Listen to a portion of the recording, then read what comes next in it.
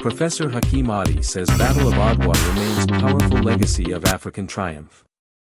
The legacy of the Battle of Adwa remains powerful because it symbolizes African resistance and triumph. The Battle of Adwa is Professor so powerful because it represents that African victory. It shows that Africans can stand up for their sovereignty, their independence, that if we fight, then our enemies can be defeated.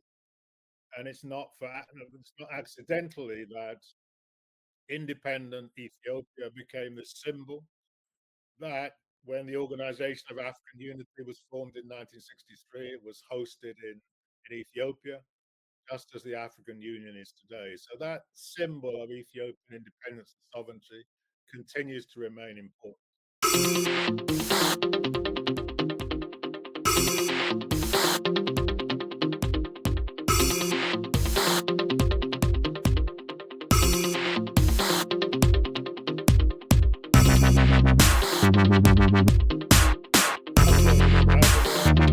The securing of Ethiopia's independence was an amazing inspiration to other people in Africa fighting against the imposition of colonial rule and the imperialist states, but also an important inspiration to people of African heritage throughout the world, in South America and the Caribbean.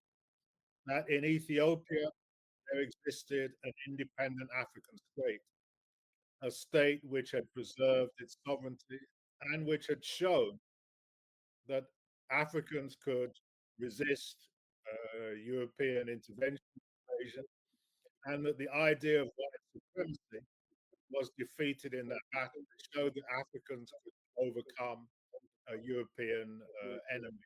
So it was extremely important and inspirational victory.